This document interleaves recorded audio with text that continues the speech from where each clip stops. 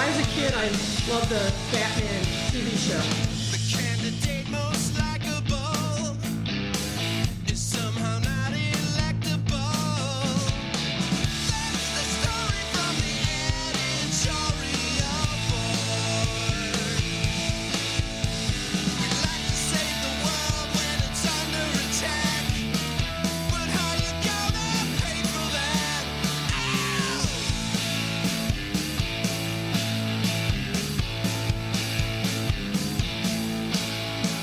When people want proof that the world ain't flat, we'll just give them their money back. Oh yeah! And I'm happy to report I'm calling out the census cowboy. What you wanna do? Now we'll tell you what's best for you. That's the story from the editorial board. A little tip for the working man. Your employers are all our friends. That's the story from the editorial board. That's the story from the editorial board. We'd like to save the world when it's under attack, but how you gonna pay for that? Ow! And I'm happy to report I'm calling out the census cowboy. When people want proof that the world ain't flat, we'll just give them their money back. Oh yeah!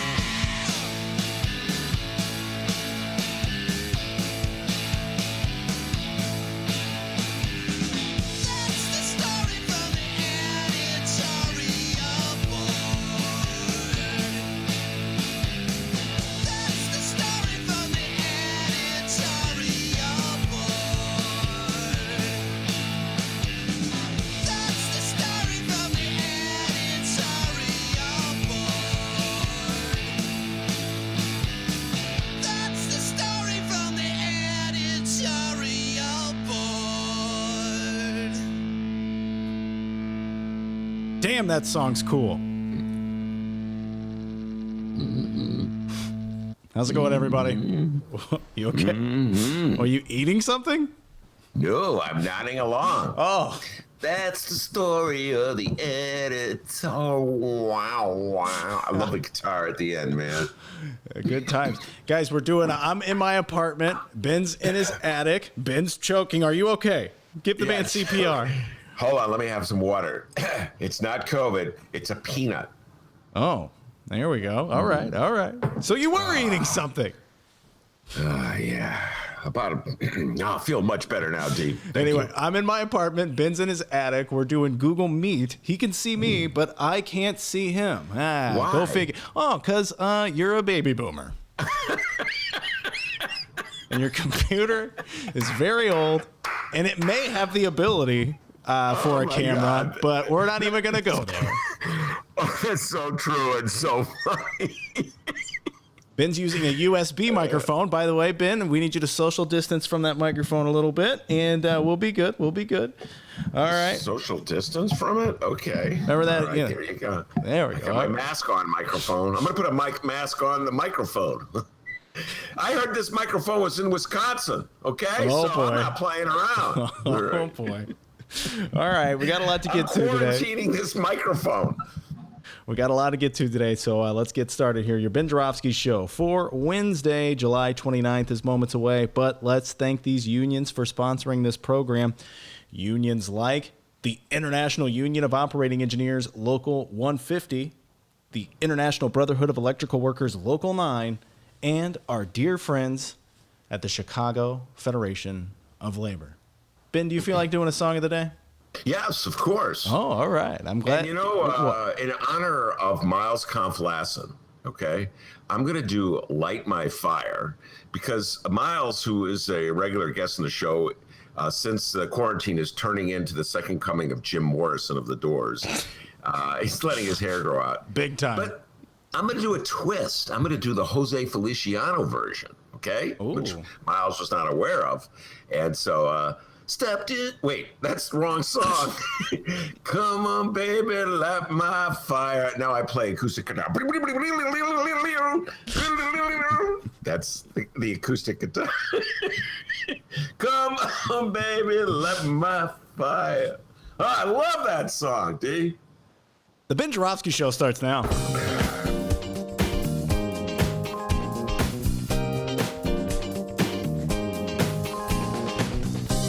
It is Wednesday, July 29th, and live from my apartment in Ben's attic, this is the Ben Joravsky Show.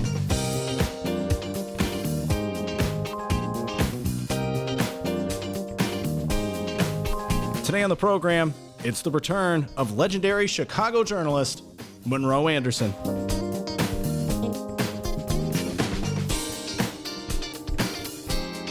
And now your host, Chicago Reader columnist Ben Joravsky. Hello, everybody. Ben Joravsky here. We're calling this the Kanye Party Wednesday, and here's why.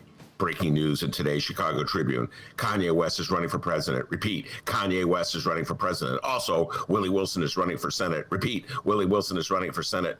Okay. Neither of those things are actually breaking news, as they had already been reported, and you already knew it.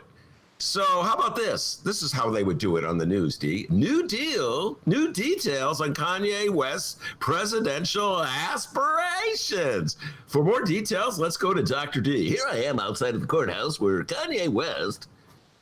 That was your Mike Flannery, by the way. Was it Flannery? A little Flannery. I heard a little Flannery in there. Somewhere deep inside of me, there's a guy like, I should have been one of those TV guys. Breaking news, breaking news. Anyway, you can learn a lot about these machinations, about how to get on the ballot and how elections work. And so new details on Kanye West are, yes, he officially filed the signatures to get on the Illinois ballot. And those signatures were immediately challenged to kick him off the ballot. And the same thing happened when Willie Wilson filed for the U.S. Senate. Now, I realize there are many questions raised by this breaking news, which unfortunately the newspapers did not answer, probably for space reasons. So let me fill in the blanks. First question, and this is one from a Dr. D in Alton. He wants to know, did Kanye file as the birthday party question? Birthday party candidate. Excellent question, Dr. D from Alton. And there's a good reason for asking that. When Kanye first mentioned that he was running, he said he was running on the birthday party, which I thought was a pretty funny joke, and immediately qualified him to be president on the grounds that it's always good to have a president with a sense of humor. And let's face it, D, the only thing redeemable about Donald Trump is sometimes he's so whacked out that he's funny. Unfortunately, the story didn't mention this, so intrepid investigative reporter that I am, D, I went to the Illinois Board of Elections website where I discovered Kanye is not running on the birthday party. Repeat, Kanye is not running on the birthday party. He's running as an independent, which is really boring. And I think that we'll all agree that there really is no longer any reason to vote for him, as he's just as boring as all the other candidates. Yeah, that birthday party thing, that was a seller. That was it. No birthday party, no vote for Kanye. Something you should know about Kanye, this is not technically his first foray into politics. Back in, I think it was 2019, he momentarily supported Amara Enya when she was running for mayor of the city of Chicago. He even donated money to her campaign. And as I recall, he made exactly one appearance for Amara. Maybe he made more, but I can only remember the one. He showed up late for some event they had, I think it was in the south side of Chicago. Chance the Rapper was also there, which is why Kanye showed up. And as I recall, Kanye stayed for, 5-10 minutes. And then he left telling Chance, I gotta bounce. Some reporter picked up on that one. And for the longest time, I was going around saying, I gotta bounce, because I thought it was a pretty cool saying. In fact, I would say to D, we'd be talking, I go, well, D, I love talking to you, but I gotta bounce. Anyway, as far as I'm concerned, that was the high point of his participation in that election, and the only real reason why he is anyway worthwhile participant in his endorsement of Marenya.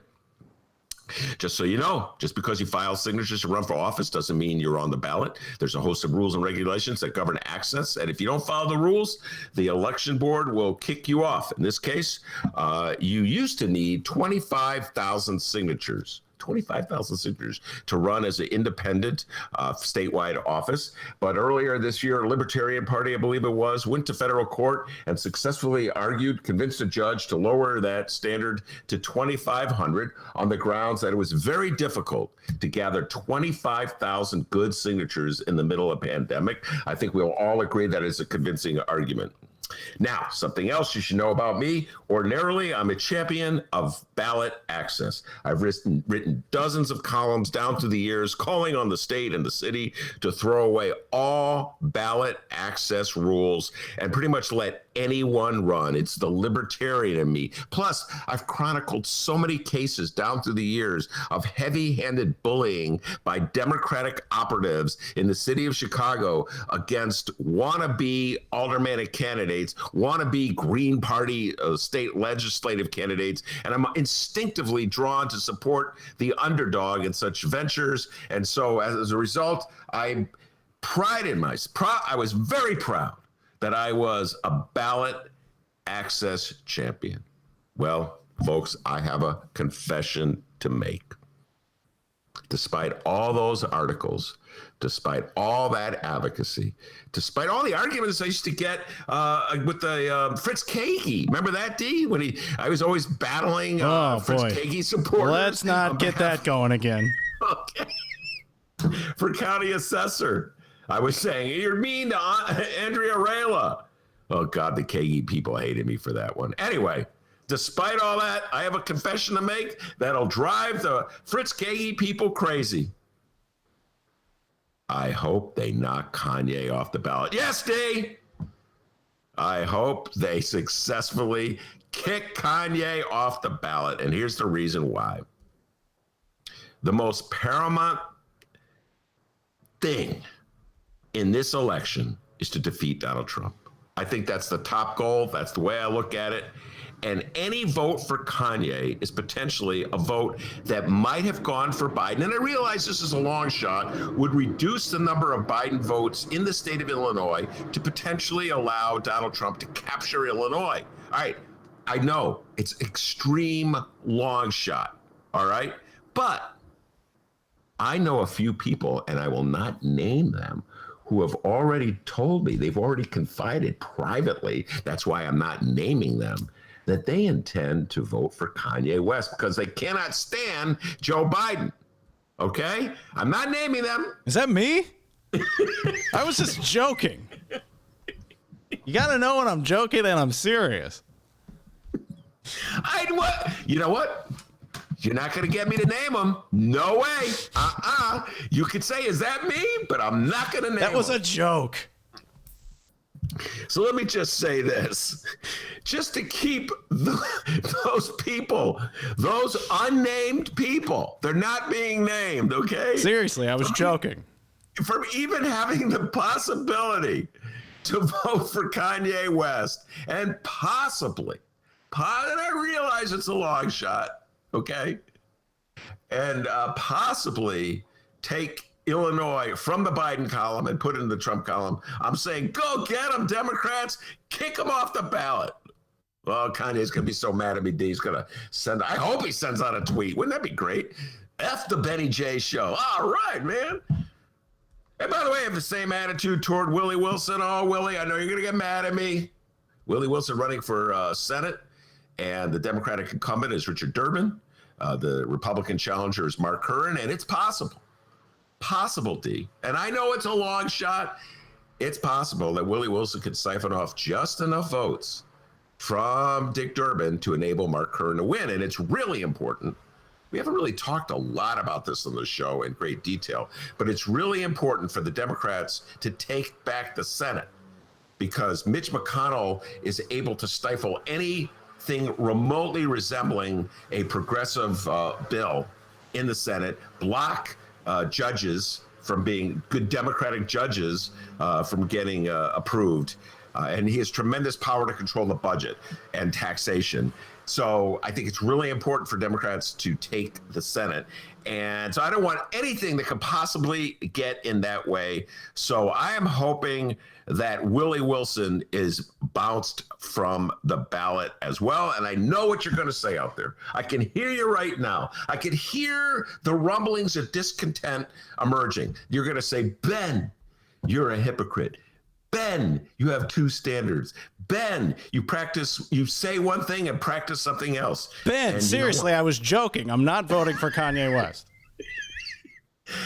I am not saying who the person was. You can try, and I won't break that confidence, okay? But here's Dennis trying to confess. Nope, not gonna say. Anyway. Yeah, so I do practice one thing and preach another. You're absolutely correct, ladies and gentlemen. And yes, I am definitely being inconsistent on this. And yes, somewhere Fritz Kagi right now is going, damn that Ben. Why didn't he have the same attitude about Andrea Rayla? Well, let me just say this. If it's any justification, which I don't think it is, desperate times require desperate measures. And I think even Fritz Kagi would agree with me that defeating Donald Trump is exceedingly important, and getting the Senate is also important. So I think even Fritz Kagi will agree with me, or more likely would be even Andrea Rayla would agree with me. Most likely neither one would agree with me. Anyway, as far as Willie Wilson, who has been on my show when he was running for mayor, I'd just like to say this. Willie, just want to point out, you have been known to talk on both sides of this issue. Right now, you're a champion of ballot access, and you're upset because the Democrats are trying to knock you off. But let me remind you that you were in court. You were at the board of the Chicago Board of Election Commission, I should say, trying to knock Jamal Green and Neil Sells Griffin off the ballot back in that mayoral election of 2019. Oh, you think I forgot that? You had Ricky Hendon, my dear friend Ricky Hendon, in court, tying them all up in all kinds of technicalities, arguing up is down and down is up and here is there and there is here, until poor Jamal Green got so upset, I think he almost took a swing at Ricky. They almost had a fight over this one, D. So, Willie, I'm just being like you. I absolutely, positively believe in complete and total ballot access, except when I don't. We've got a great show today, everybody. Monroe Anderson will be here talking Trump, and a little William Barr as well. Talking about William Barr's appearance. I tell you what, I've already been talking to Jim Coogan about this, or at least texting back and forth. It's clear that William Barr is the brains of the Trump operation, for what it's worth. His performance yesterday showed he's perhaps the most skillful Trump operative he got. Let me just read you what Jimmy Coogan said. Some great stuff from young Mr. Coogan. Barr is a devious operator. He's mastered the public art of deflection and appearing benign, and he's capable of strategic thinking. Trump isn't capable of any of these things. I absolutely, positively agree with Jim Coogan. And so I remember yesterday, D, I said, if I'm willing to make a swap, so in other words, I would say Michael Madigan, I would swap Michael Madigan stepping down for Donald Trump stepping down. You know what? I'm going to make a compromise to the Republicans, D. I'm going to make a compromise. I'll say, all right, I'll let you keep Trump if William Barr steps down. There you go. There's my compromise. Madigan for Barr. So I'll throw that out to Monroe, see what he has to say. But before we get to Monroe, on all the national talk, we have the young man from Alton, the man they call Dr. D, with the news. Hey, how's it going, everyone? Not voting for Kanye West. Now, if DMX were running, on the other hand. Also, before we go any further, just want to get it clear and out in the air here. Did Ricky Hendon really take a swing at Jamal Green? I don't think it was Ricky who took the swing at Jamal Green. I think it was the other way around. Jamal got so upset with Ricky Hendon. Threatened to. I can't recall if fists were flying, but it was pretty testy there. We're like TMZ today here, dude, all right? Starting rumors. Ricky Hendon is the master of kicking people off the ballot. He has gotten so many people upset with him down through the years because he's always maneuvering he's using his knowledge of election law to get people booted off the ballot, or he's fighting like hell to get Willie Wilson on the ballot. So, he's like, he'll go either way. And, I'm feeling very strategic today, D. You know what I'm saying? So, sorry, Kanye. Love the birthday party as a name. But now that you're running as an independent, no reason to have you on the ticket. Boom. Get him off the ballot. All right. What's the news, young man? Local news. We got a lot of it, so. We got to get down to business. You're damn right, Bob Diver. I hope you're all ready to find out what's happening in Chicago and or Illinois this afternoon. Surprise, surprise. Our Illinois governor is at the Thompson Center this afternoon. He loves the Thompson Center, everybody. Today, J.B. Pritzker delivered a COVID-19 update at noon. Shout out to the meanest Illinois political bulldog in the yard, the one, the only, Rich Miller. He has the details of what went down here. Let's run through it real quick here, Ben. First topic, high school sports. He mentioned it on Tuesday's show. Here's the quote from Pritzker. Quote, "My administration is releasing new guidance restricting youth and adult recreational organized sports in Illinois. That includes schools-based sports such as those governed. There's a few typos in this, all right? Does he mean that includes? There we go. Includes. Yeah. There we go. There's a typo there. That includes school-based sports such as those governing by the IHSA and IES, travel clubs, private leagues, recreational leagues, and sports centers, and park district sports programs, just to name a few. In the array of examples, we have worked in consultation with the governing bodies of many of these organized sports programs and collectively. We hope that when metrics and risks improve measurably, we will be able to restart the sports. I want to be clear that the restrictions issued today do not include professional sports leagues or collegiate level sports." Yeah, I don't know how. Listen, if you are following in any way what's going on in baseball, I don't know how you can have competitive sports right now. The Florida Marlins baseball team is in lockdown. I think 14 or 15 members of the team are COVID positive. And now they're worried that they might have transmitted it to the Philadelphia Phillies, the team that they were playing. And so I think the Phillies are locked down. The baseball is it's sort of in the balance as to whether they'll even go on with the season, which is really tough on my beloved Cub friends who are so excited because the Cubs are 4-1. Finally, the Cubs are looking good. No season. God damn, they use COVID. So I don't know how you're going to have a high school sports season in the middle of all this. I really don't. And, basketball, NBA is a little different. That's kicking up.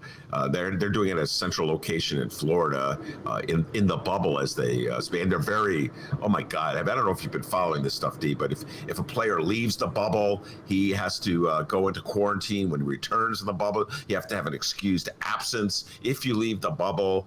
Lou Williams got in trouble because he left the bubble. Lou Williams is a guard for the Clippers. He left the bubble to go to his grandfather's funeral and then was photographed at a strip club in Atlanta.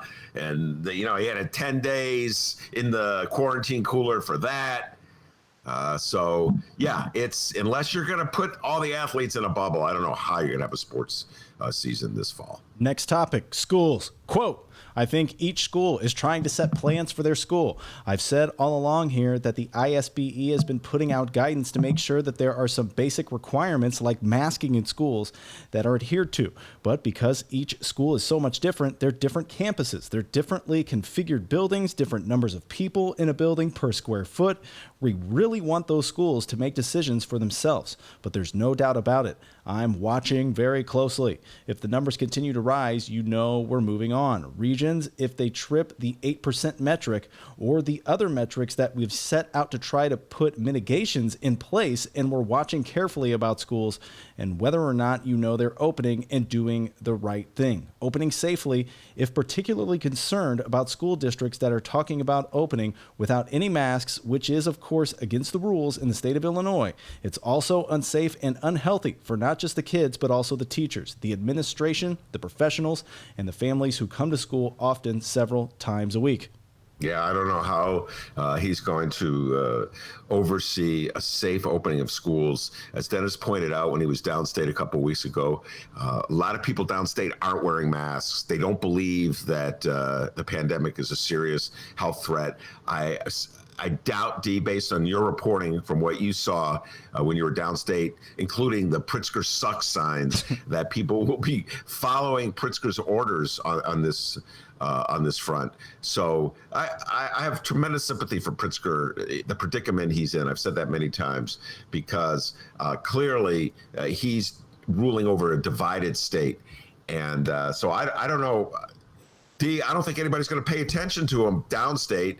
And here in Chicago, people are very concerned and worried about getting COVID. I don't know if the CPS can open for that reason alone. You know, I mean, I'm so scared of it. You know me, D. I'm stuck here in the attic. I won't go out except for at night. I walk at night. I sneak out of my house. You know, I kick Dennis out. You can't come in here anymore. You were downstate. Quarantine Dennis, poor guy, stuck in his apartment. Google meet me. Get out of my face. You look actually like you're really thriving, D. I'm just saying, you know, I've never seen you so happy. He's wearing a Hawaiian shirt today, ladies and gentlemen. No, he's not. I'm just kidding. So I don't know, D. I'm telling you right now, I don't believe Chicago Public Schools will open in September. And downstate, you know, all the rules are out downstate because they just don't believe it, D. They don't believe this thing is for real. It's two separate universes in the state of Illinois. Next topic, quarantining when traveling out of state. Rich Miller, you're the man. Subscribe to Capital Facts right now. FAX, like a fax machine. Pritzker was asked yet again why he wouldn't institute travel quarantines like the mayor did recently. More on that in moments, by the way. Pritzker said, quote, I do think this is exactly the example of why we needed national mandates, why we needed a national strategy around COVID-19. Because you can't, there's no way to protect a border. You know, we have half the positivity rate of some of our neighbors and a third of others. And I would like very much to, you know, to have Illinois be, you know, the lowest in the nation. That's what it says. A lot of you knows on that one, huh, D? A lot of you knows, you know what I'm saying, huh? Remember the reporter who asked Pritzker, why don't you just quarantine Chicago and Cook County? Boy, that was ancient history. Remember that, D? Oh, Some yeah. reporter downstate. Rich Miller took that guy to task. The attic days. Shredded that guy.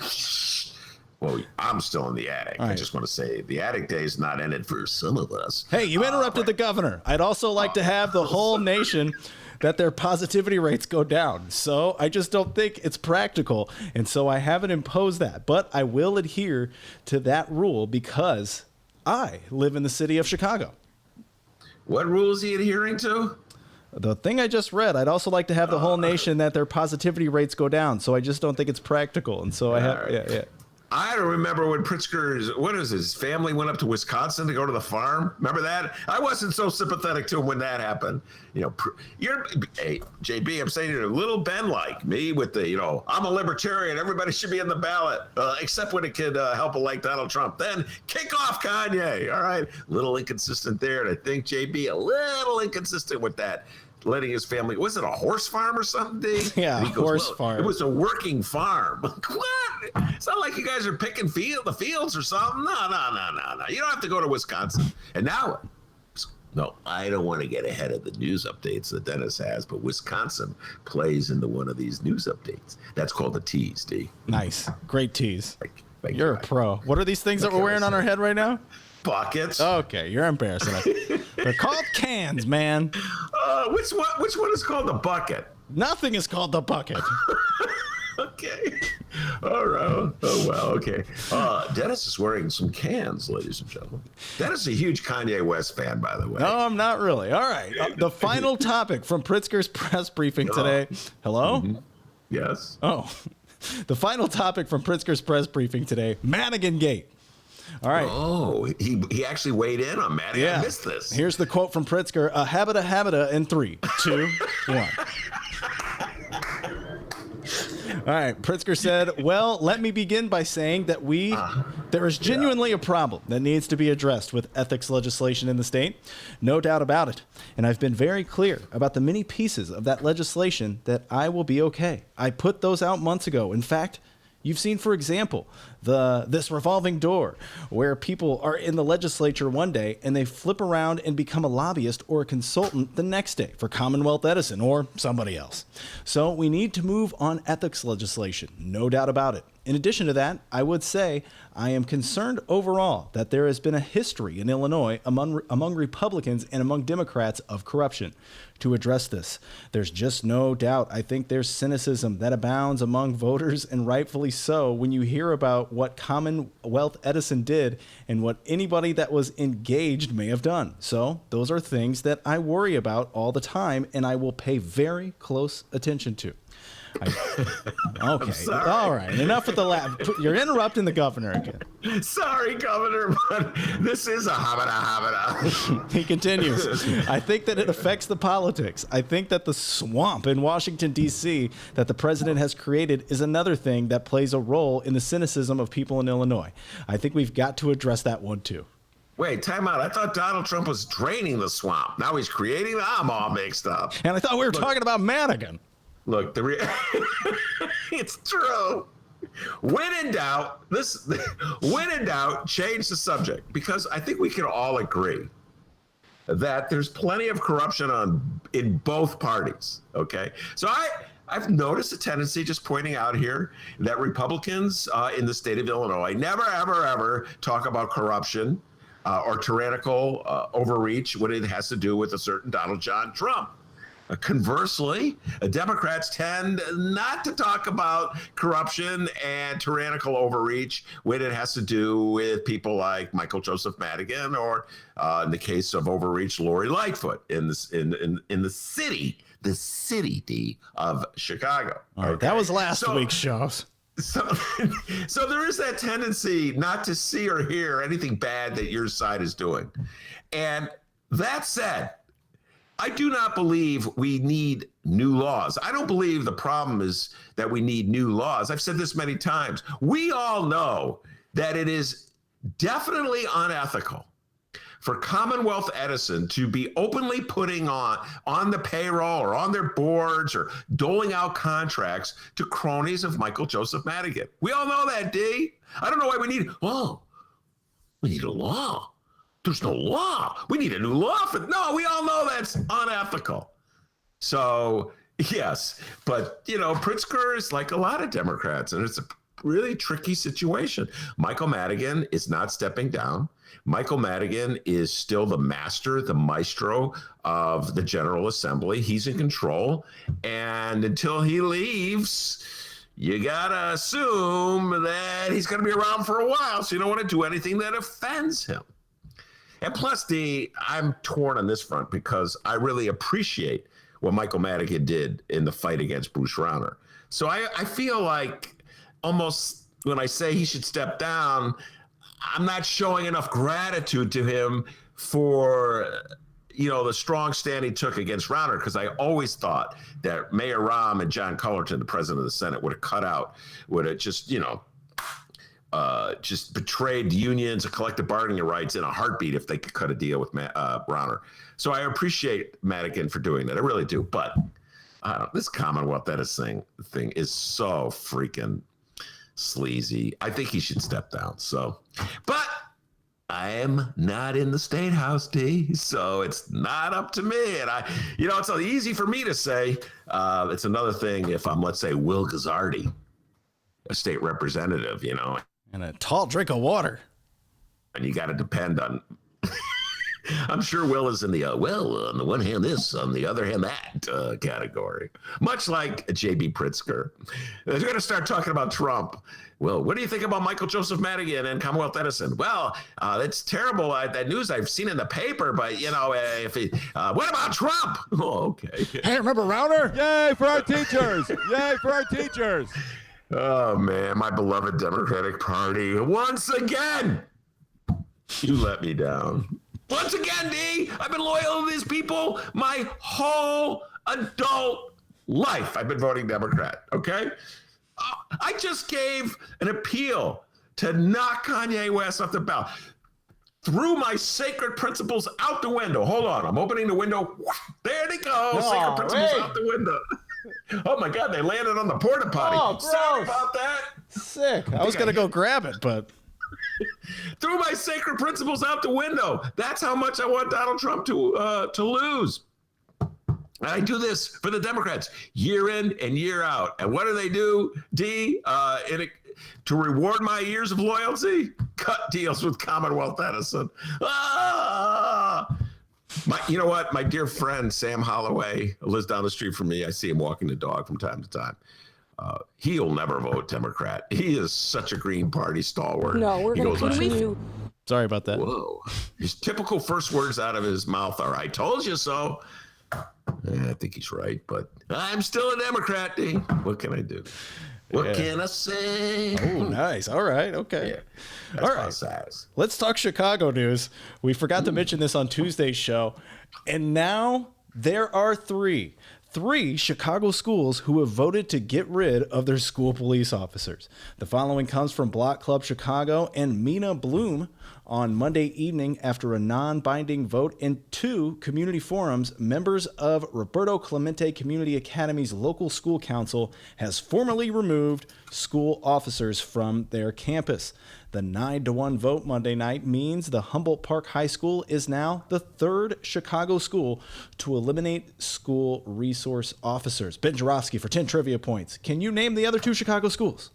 Unbelievable. And this is really a cry for help of how I've cluttered my brain with all sorts of extraneous information. Yes. And I can't believe I remember this. I'm doing this off the Benito Juarez is one, and Northside College Prep is the other. That's correct. Wow, I'm stunned. Even I am stunned, D. You know what? I can't remember. This is an embarrassment. We talked yesterday with Sergio about that test that Trump is so proud of, and he keeps reciting the words. I can't recite the words that Trump did. Oh, Trump will be like, I'm smarter than Ben.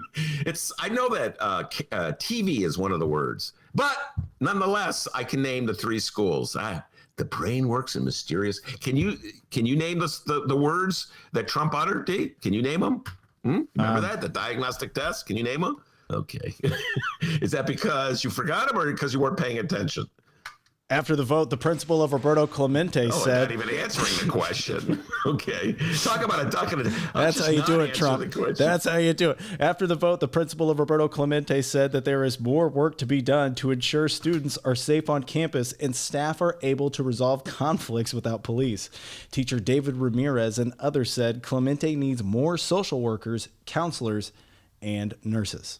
All right. One more time, ladies and gentlemen. I can't say this enough. Each time we do these stories, this is just so frustrating about how politics plays out in Chicago. They're not even giving these local school councils a choice. It's not as though they're going to swap their 2 police officers for money that will enable them to hire a social worker. It's either keep the police officers or remove the police officers. So it's not like they're gaining something substantive for voting to oust the police officers.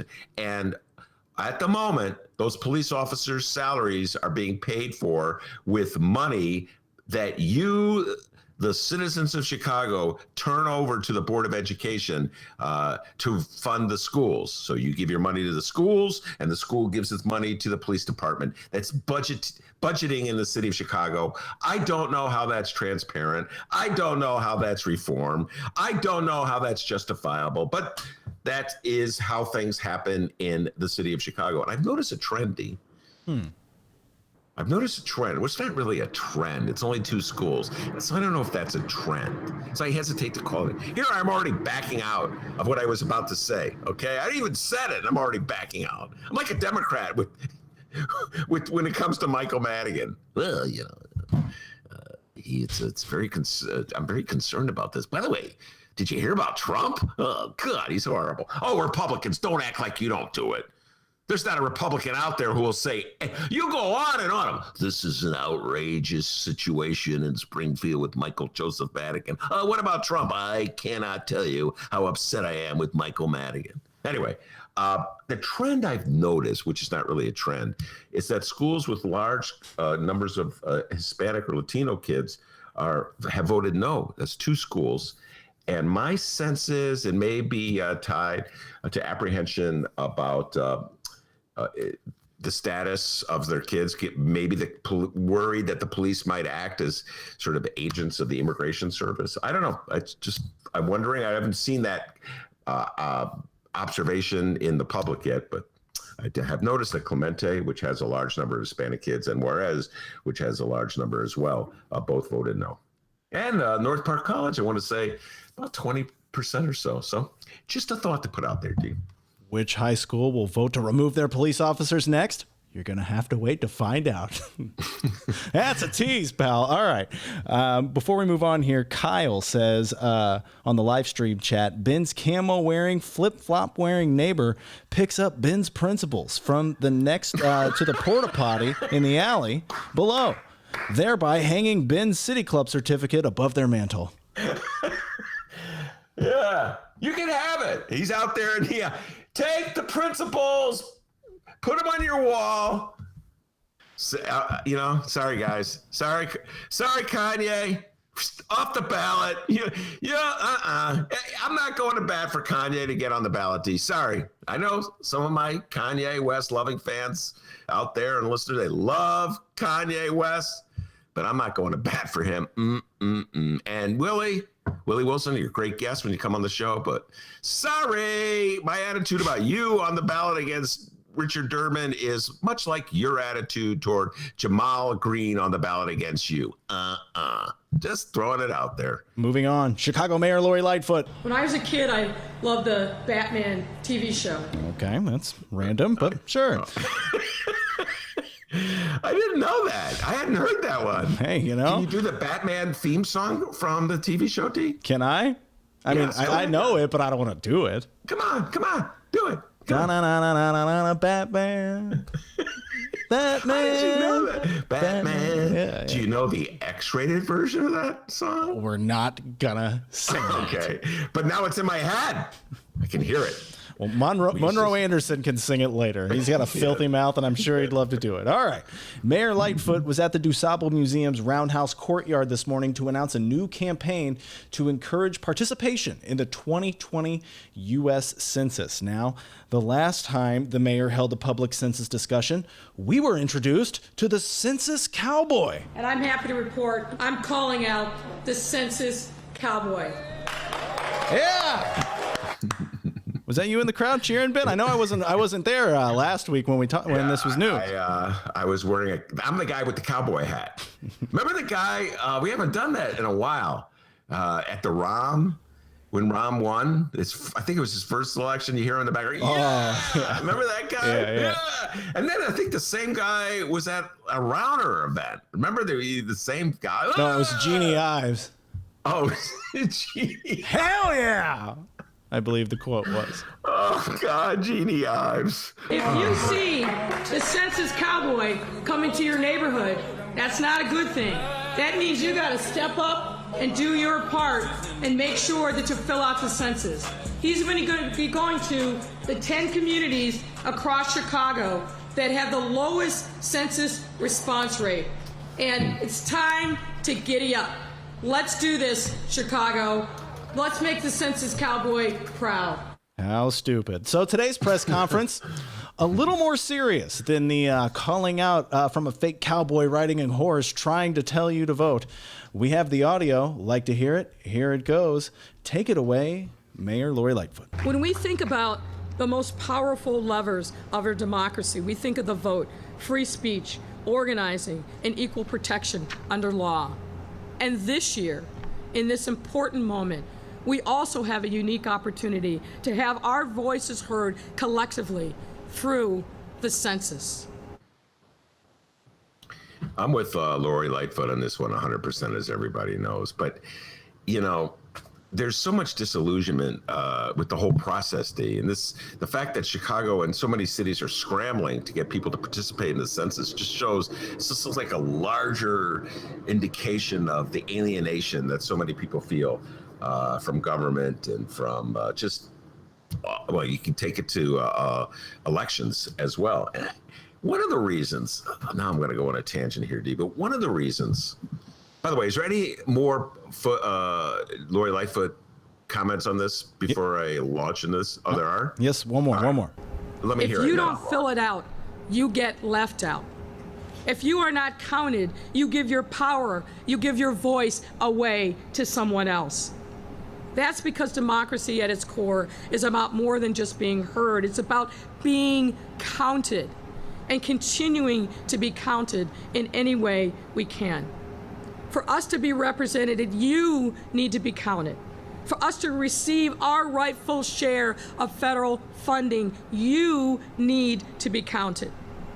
Over the past few months, we've done everything under the sun to make sure that that happens. Yes, she's correct when she says if you want to receive your rightful share of federal funding, you have to be counted. The more people live in Chicago, the more federal dollars will be allocated here through various formulas. There's also a very important principle that she didn't allude to. That's why I was waiting to see if she was going to mention it. And that the number of people who live in a state is the indicator for how many congressional seats that it gets. That's what I'm trying to say. It determines how many congressional seats you can get. And this just really gnaws at me because the hypocrisy of all this. So let me get at it a little bit. So, for instance, if we discover we have that the census the population in Illinois has fallen since 2010, we will lose congressional seats in the state of Illinois if it's fallen relative to all the other states. And that's because there's a principle of one man or one woman for vote. So in other words, one district can't have more people in it than any other district, because that means a district that has fewer people will essentially have a greater vote. The residents there, the people who live there, the voters there will have a greater say, if you will, because there's fewer of them per congressperson. And that's like a fundamental issue in democracy in this country. That's why every year they reapportion the legislative maps. The city council, they're going to redo the ward maps. Statewide, they're going to redo the state senate maps and the House of Representatives in the state house, and the same thing with Congress. So, but then we turn right around and we take that principle and throw it out the window with the Electoral College. And this really, it's like, I don't understand why we put up with this. Well, I understand why Republicans put up with it, because it benefits them. It's the reason why Donald Trump is the president right now. It's the reason why George Bush got to be the president in 2020. But this is a conversation I've had many times with David Ferris. Why the Democratic Party has not, from the moment they lost in 2020 to George Bush, begun a campaign to eradicate the Electoral College and shift our country to direct vote for determining who the president is. I do not understand. It's typical Democratic Party. Well, I don't know what it's. I don't want it. It was such a cowardice. They dropped the ball. They're afraid of taking a strong stand. They maybe they like the system the way it is. The powers that be, I know some of my more lefty listeners will say, "Well, Ben, they do pretty well with the system as it now stands. So maybe it's in their best interest to keep it going the way it is." But it completely violates the whole principle of one man, one vote. And here we are going through this exercise, D, which we do every 10 years or so. Lori Lightfoot is the one making the appeal now. 10 years ago, I think would have been a Rahm Emanuel. Oh my God, it was Rahm Emanuel. 10 years before that, it was Richie Daley.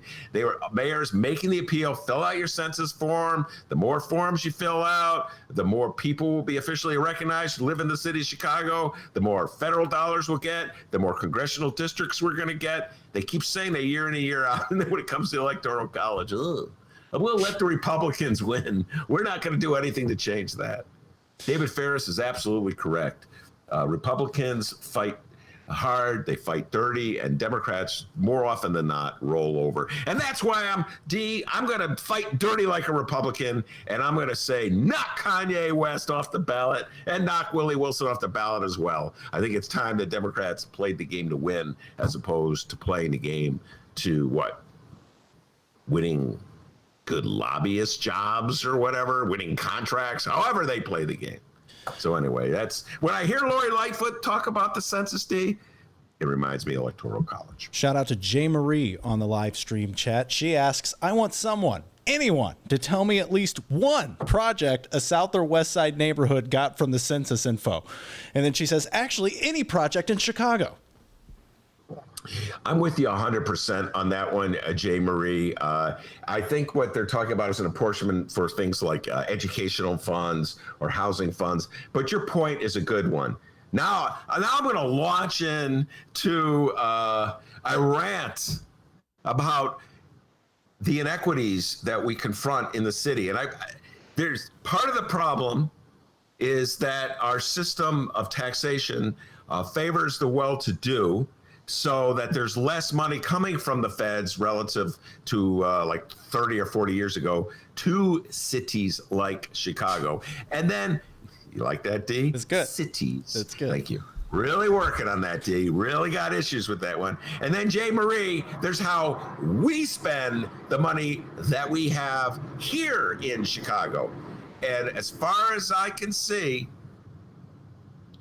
when it comes to its own disposable amounts of cash, the city of Chicago spends most of the money that's intended for poor communities. They spend it in wealthy communities. You know, I'm talking about the TIP program. And it was, I was talking to Mick Dumke, a fellow geek, about this. We were talking before TIS. We were talking about the enterprise zones. Can you imagine two people? Jay Marie, you would appreciate this. 15, 20 minutes about how unfair the enterprise zone program was from the 1990s. Oh, God damn. That's a cry for help. But you're absolutely correct. So it's not. So yeah, that feeds the cynicism, because local officials are saying, fill out your census form. It means more power. And then when the money comes here, they don't spend it equitably. Or for instance, they'll spend school money that we give them for the schools. They'll spend it on police. I say, if the schools want to have police in there, that's their prerogative. I stand by with them. But the police should pay for it, not the schools. So, Jay Marie, you raise a very good point. And Jay Marie, you are correct as well. This could be Ben's next article in the Chicago Reader. Just saying. Did she say that? Yeah. It probably will be by then. I've written it, Jay Marie, I got to tell you, it's like batting my head against the wall. Oh, that hurts. Here, I'll do it again. I've written it so many times. Every now and then I'll say something like, God, if the Black Lives Matter movement ever discovers the TIF program, wow. You know what I'm saying? Just the sheer unfairness of it all. And I keep pounding me. Hold on, D, one more time. Oh, yeah. Oh, please, don't do that. We need our host to survive here. Just give me an hour more, please. All right. Gee, I've already thrown my principles out the window, which the next door neighbor has picked up. Now I'm hitting my head against the wall. It's a rough day for me today. I'm glad I got out of that attic. All right. Now, we do tend to give the mayor a hard time here on the Ben Joravsky Show. But Mayor Lightfoot did deliver a powerful message during today's press briefing. Listen, as the mayor gives a hot jab to President Donald Trump. In doing so, it follows that a true democracy must also be, by definition, a full democracy. And that denying those rights to any part of our society not only denies the fullness of democracy, but rejects our shared humanity and makes us the lesser for it. But democracy's argument demands something from us as well. And that, my friends, is engagement. Engagement with our public institutions. Engagement with our elected officials, with the public dialogue, with the facts, with reality. And above all else, engagement with each other. Passionate, robust engagement with each other, but respectful engagement. I'm saying all of this because we are meeting at a moment when our democracy is under siege from multiple directions. To those who think I'm referring to President Trump and his brazen corruption and attack on our institutions, I'll save you this suspense. I am. Got him. Yeah, I love it when our politicians in the state of Illinois and the city of Chicago go after Donnie Trump. He's a figure well worth going after. And I always like to point out Oh, God, D. Oh, no. Here I go. Mr. Contrarian. Here he goes again. Already threw my principles out the window. Already hit my head against the wall. But let me just say this, D. You know, right now, many of the people, our elected officials in the city, are very critical of Donald Trump. And Lori Lightfoot is certainly at the forefront in that parade. I mean, she's blasted Trump, and she called his press secretary Karen. And, usually I'm cheering her. But by and large, and I can't help but point this out, by and large, in fact, Jay Marie, this could be another column. By and large, elected officials in the city of Chicago, including members of the Democratic Party, have been very nice. That's my Donald Trump. Very nice. He's very nice to Donald Trump. Donald Trump gave $50,000 campaign contribution to Mayor Rahm Emanuel, or candidate Rahm Emanuel. He was running for mayor. And guess what? When Mayor Rahm was the mayor, he allowed Donald Trump to put that hideous Trump sign on that building. It's absolutely become the symbol of everything that people, or the vast majority of people in Chicago, despise the most, I would say. That Trump sign. That was a gift from Mayor Rahm Emanuel. He didn't fight, rolled over, let him have it. Okay. Ed Burke, chairman of the Finance Committee, one of the most powerful Democrats in the city of Chicago. Year after year was Donald Trump's property tax lawyer. He used his clout with the Cook County assessor and the Board of Review to win property tax breaks for Donald Trump on his building with the hideous sign. And let me tell you, effectively, he was raising your taxes, ladies and gentlemen, because the less Donald Trump pays in property taxes on his building, the more you pay. So despite all the angry rhetoric right now, I would say that Democratic officials in Chicago have been pretty nice to Donald Trump down through the years. In fact, so I'm going to make an appeal right now. Let's stop being so nice to Donald Trump. And how about forcing him to take that hideous sign off of his building? It's just, if you could take I was thinking about this, D. If they could swoop in the middle of the night and take the Columbus statue out. If Mayor Daley can swoop in the middle of the night and rip up Meigs Field, people are talking about that, even though it happened many years ago. How come we can't take the Trump sign off the Trump Tower? Just a thought. Mayor Lori Lightfoot, I'm giving you that idea. You don't have to give me any credit for it. I already gave it to Fritz Kagi, the assessor. Boy, he's getting a lot of talk time on this Please show. Don't. Let's just not go down that road again. And Kagi was like, oh, Ben, I'm such a busy guy. I don't have time to do that. I gave it to him. He could have run with it. He could have been a hero. I'm so busy. Okay, well, Lori Lightfoot, you could do it. You could be people will love you. Well, okay, the 12% of Chicago that voted for Donald Trump will not like you. But they already don't like you because that's the Columbus statue people. They don't like you already. So what do you care? They're only 12%. The rest of the city will love you. So if you're going to take down the Columbus statue, I say next on the list, Trump sign on Trump Tower. That's my proposal for the day, D. And hey, way to not say shitty. All right. Oh, man, now you put it in my head. That I got to take it out of the head. All right, we got one more story to go through here, then we'll take a break and go to Monroe Anderson. Hey, if any of you in the Chicagoland area are planning to travel to Wisconsin in the near future for a little getaway, well, our Chicago mayor has suggested that you stay the hell away from everyone for about 2 weeks. The following comes from the Chicago Tribune, and no, not John Cass, all right? I would assume that this story would be on the front page, not the back. Am I right, Ben? That's so mean, but pretty good one, D. This comes from John Byrne, Gregory Pratt, and Robert McCoppin. The headline reads, City threatens fines for Chicagoans who don't self-quarantine upon return from Wisconsin. Up north, concerns are few. I don't think people are going to listen to it. The article reads here, Lightfoot's administration on Tuesday officially added Chicago's northern neighbor, Wisconsin, and vacation home to large numbers of Illinoisans, including Governor J.B. Pritzker, to the list of states considered risky enough because of the growth rate of COVID-19 cases to require self-quarantine once back in the city.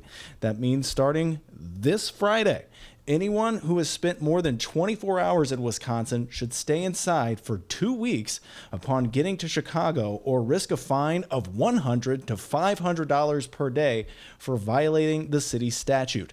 City Health Commissioner Dr. Allison Arwady urged those thinking of a trip to Wisconsin to reconsider. She said, quote, "My recommendation would be, if possible, to think about changing some of those plans to staying closer to home, to heading to Michigan, which has a much lower rate of COVID than Wisconsin does. In terms of thinking about the main places where folks from Chicago do go," Awardy said on a Tuesday morning call with reporters, "the state of Wisconsin has not even put a mask requirement in place, and there's not a sign that they are turning their outbreak around." Arwady said the large number of commuters from Wisconsin who work in Chicago will be exempt from the strict quarantine rule, though they will be expected to only perform work tasks while in the city and not go out shopping or socializing in public. Confused yet, guys? Yeah, you're not the only one.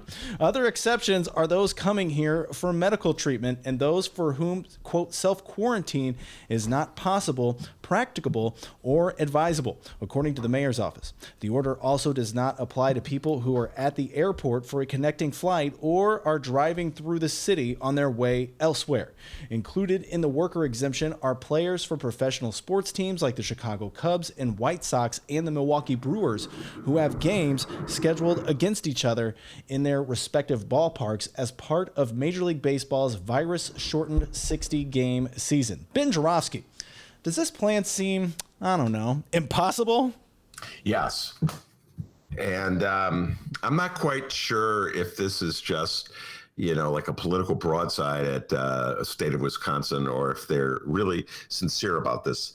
Although I do think, D, that this confrontation with Wisconsin points out, the larger point is the need for an overall federal approach to the pandemic. And part of the reason why the country is so split when it comes to the pandemic, and we talked about this earlier, it's not just Illinois and Wisconsin, it's the northern part of Illinois and the southern part of Illinois. And part of the reason that there's this division is that we've had no consistent leadership from our federal government on this point. And Donald Trump, from the get-go, has been sending out a message that he doesn't believe the virus is a real health hazard, and he doesn't believe that people have to take precaution, and he doesn't believe that you have to wear masks. And he rooted on the protesters in Michigan and Wisconsin and other states, including Illinois. Liberate your states. He used it as a political tool to beat up on governors, Democratic governors, instead of working with them. And so now we have this situation where a good chunk of the Republican Party does not believe that we have to do things like quarantine or wear masks. And it's so bizarre. We have such a different attitude about baseball players. They're shutting down the baseball season, at least for the Marlins, because they had, like, as I said earlier, like 14 or 15 members of the Marlins have tested positive. They're shutting it down. If baseball had the same attitude toward its players that, let's say, Southern Illinois has toward its residents, or the state of Wisconsin has toward its residents, they'd say, you're not going to die. It's only old people who die. And once you get a little sick, once you're over it, you have your own immunity to it. So play on. It's just bizarre how the baseball is so cautious about its players, and Wisconsin is so cavalier about its residents. So I do think that this is the chickens coming home to roost for the state of Wisconsin. And I'll go back to this.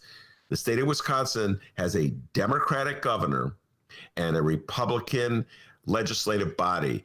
And that they're a microcosm of the battle that's happening in the country as a whole, only reverse, where we have Democratic legislators in Congress and Donald Trump as the president.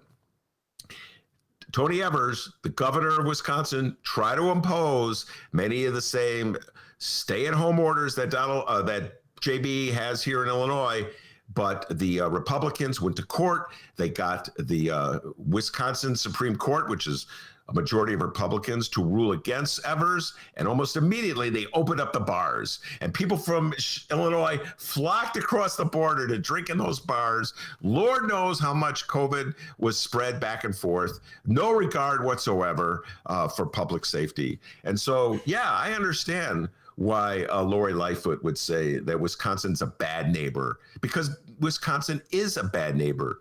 But I do not know how they're going to enforce this. When I read the story, I don't know if you saw the details of this. It's like they're going to track.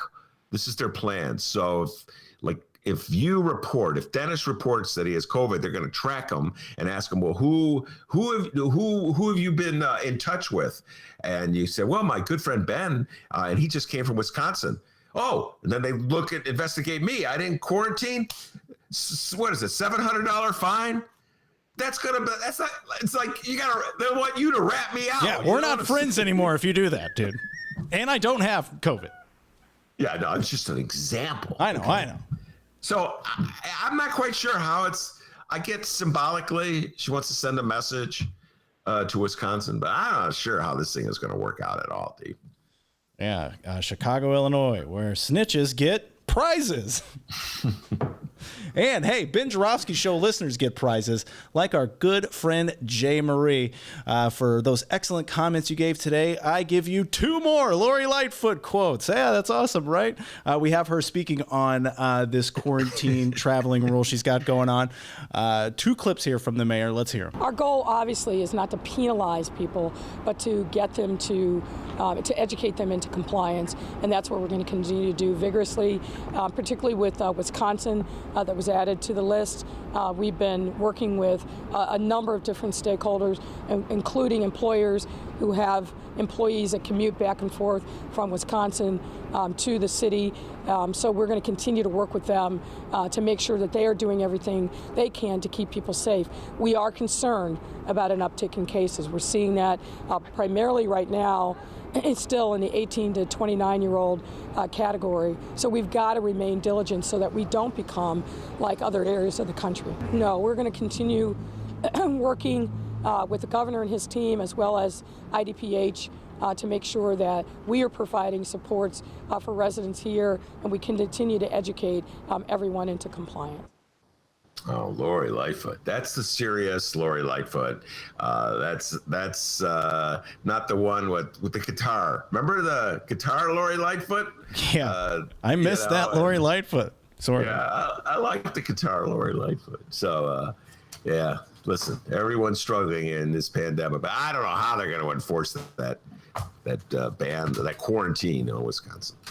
Don't travel. Hey, by the way, we voluntarily quarantine. Yeah. Should be like the Ben Joravsky Show. Dr. D is in his house right now as we speak. I'm looking at him.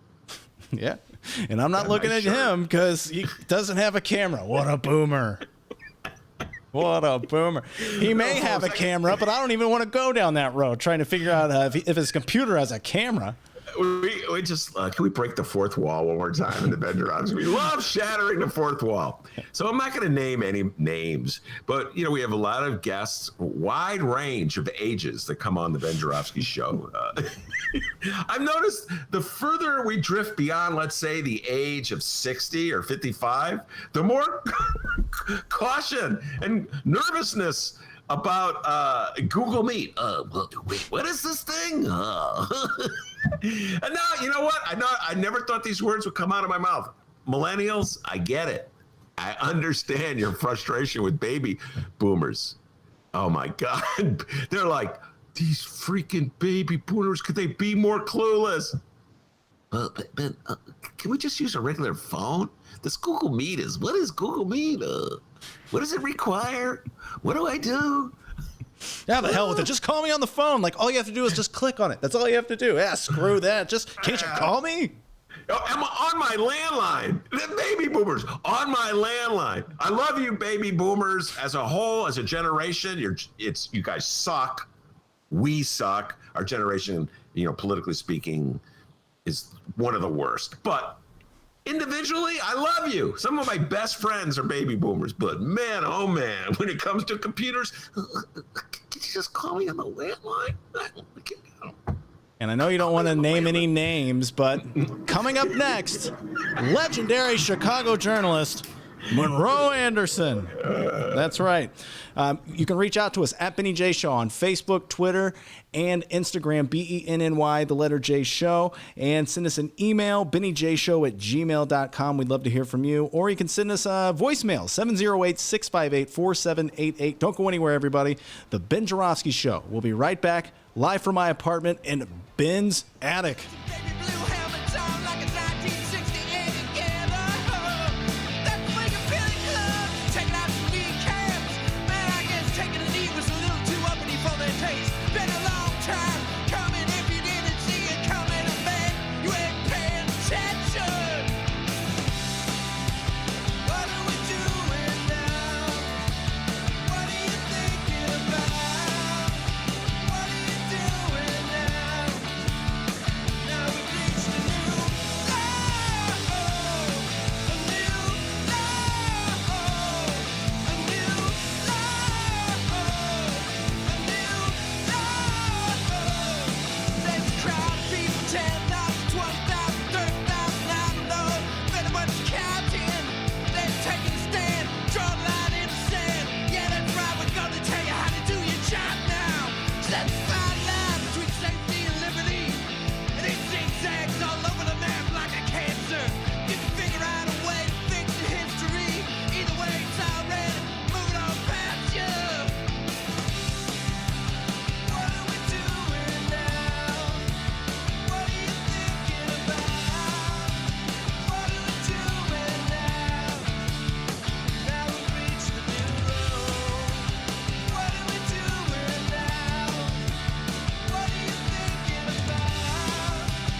What are you doing now? Now we've reached a new low, a new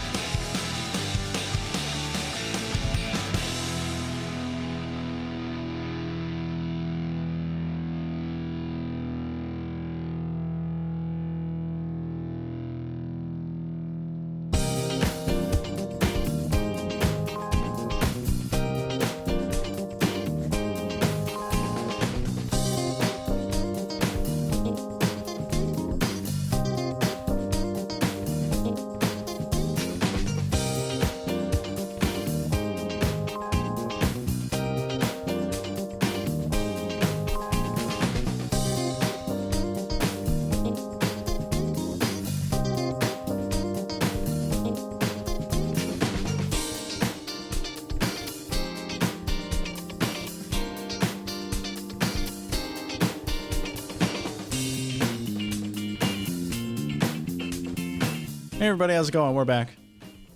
Ben, you there? I am here. All right. I'm waiting for Monroe, my favorite part of the show, where we reach out to our guests. And now we do it with Google Meet, which is... Yeah, it's more of just we wait. I called Monroe Anderson, let him know I sent him an email. We were running a little bit behind, so I'll take the blame for that. As we wait for Mr. Monroe Anderson, we want to remind everybody that there is a part 2 of the Ben Joravsky Show. Yes, it'll be available for download only at both Chicago Sun-Times and Chicago Reader websites and wherever else you download your favorite podcast. I believe we're talking with a feller who rides his bike quite a bit. Isn't that right, Ben? Ding, ding, ring, ring, ding, ding, ring, ring. Yes, indeed, Mr. Bike, Dave Glowatz. But you know, there's Monroe. Oh, my goodness, looking so handsome. Knowing how to use Google Meet. My COVID-19 hairstyle. But hey, download our part 2 tonight. Both Chicago Sun-Times, Chicago Reader websites, wherever else you download your favorite podcast. Mr. Bike giving us a city council synopsis. Yes, before I go turn it to Monroe, I just want to say I talked to Mr. Bike. He's got a lot of clips from last week's city council meeting. We're going to break it down and do an analysis. So I'm really looking forward to that. We'll have that conversation in about an hour and drop it at 7. Monroe, you look safe and sound and studious. Folks, I can see Monroe. I have a camera and he's in his library and it's just got all these books in the background. And you're just and old like ancient typewriters in the background as well. It looks that thing, the Underwood may have been new back in 1952, Monroe. Three out of the 4 I've actually written on, typed on. What's the fourth? One I did not, but the other 3, I have an IBM portable, electric back there, and I also have a portable typewriter that I used when I was a reporter and traveling. All right. Well, you also did a Facebook update about what you want to talk about. I will now read it. I love Monroe Anderson's Facebook updates. Generally, they're followed by comments from various Donald Trump supporters who are trying to outwit Monroe, usually unsuccessfully. And here's what you wrote. Do American lives matter to Donald John Trump? Apparently not. Did you know that he's talked with Vladimir Putin 8 times since it was revealed that Russia has a bounty on American soldiers and never confronted him? Did you see the video with the false COVID-19 claims that Trump retweeted before Twitter and Facebook took it down? Ben Joravsky and I will talk about Trump's death wish for Americans, Trump's stormtroopers in cities run by Democratic mayors, and Bill Barr's slippery testimony before Congress yesterday afternoon. You can hear us on the Ben Joravsky Show. All right, Monroe. And to that, I add, we're also going to talk about, if I remember to raise it, Senator Tom Cotton's bizarre attitude about slavery. I don't know if you saw that. I was obsessing over that over the weekend. He said the founding fathers thought it was a necessary evil. We'll get into that. I think the Republicans are trying to completely rewrite the history book on things like slavery. Trump has given them license to be full-blown racists again, and they're taking them up on it. Yeah. But what's bizarre? Okay, I was going to hold off on the discussion since we're having it. All right, so Tom Cotton, it had to do with the 1619 project of the New York Times. Yeah. And the New York Times. Prize-winning 1619 project. What did you say? The Pulitzer Prize-winning 1619 project. Correct. The Pulitzer Prize-winning, widely praised project that the New York Times ran as a series last year. And so the New York Times some states are talking about putting it in their curriculum so that they could teach high schoolers and grammar schoolers about our history. And slavery, Monroe, is part of our history. Hate to say it, but it's part of our history. So it should be incorporated. We teach it as the War of Northern Aggression. They don't mention slavery that much.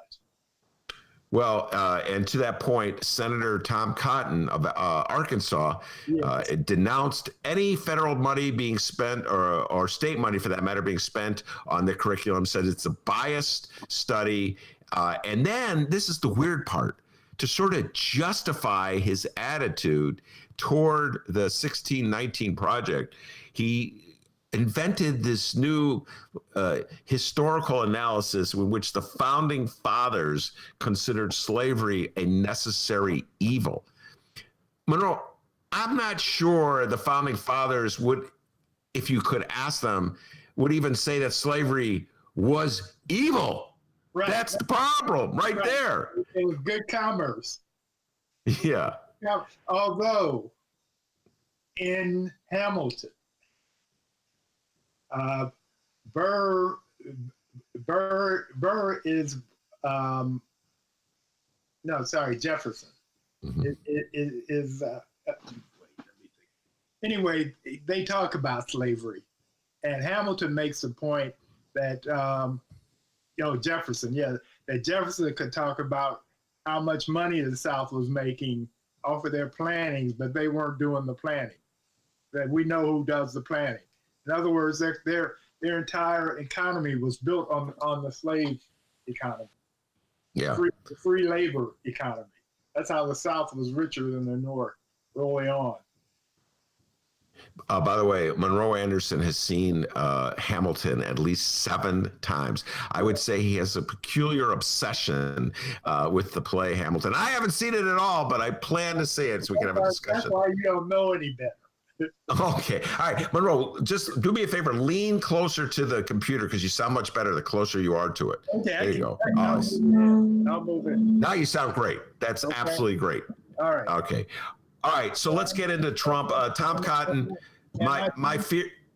Am I on? My fear is that yes, you're on. My fear is that the Republicans are going to attempt to radically change our attitudes about things so fundamental as an opposition to slavery. I saw a similar thing with Mark Curran, who's running for Senate here in Illinois, trying to turn attitudes against John Lewis because John Lewis was a supporter of Planned Parenthood.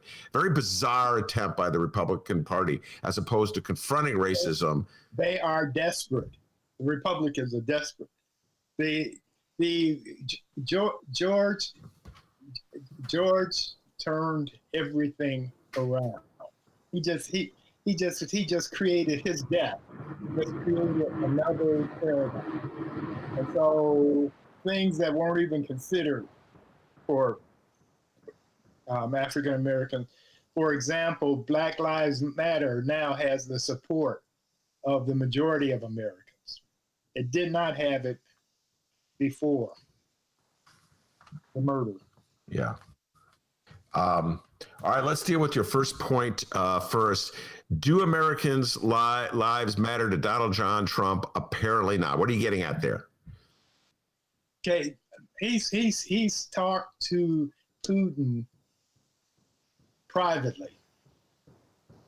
Other presidents, when they talk to chiefs of state of other countries, they have stenographers, they have their staff with them so that they can have intelligent, informed conversations. Trump has none of that. He doesn't want to record it. He doesn't want anybody to know what orders he's getting from his boss.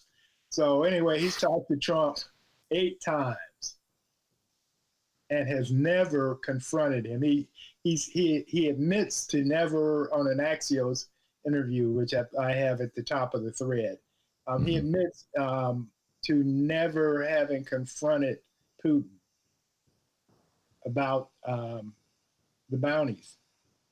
In fact, apparently Putin told him it didn't happen, and he always believes Putin over our people, our intelligence forces. So you have, and there's documentation that a couple of soldiers, military, were killed and got for bounty money. There may be others that we don't know about, and he doesn't care. Any other president, whether it been Obama or Bush or Clinton or Bush, it wouldn't matter. They would not have just let this pass. As a I mean, Trump is incredible.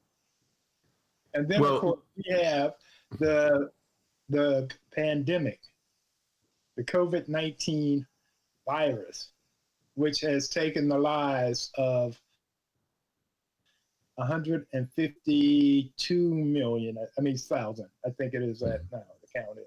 It's definitely more than 150,000 Americans, and he's trying to open the schools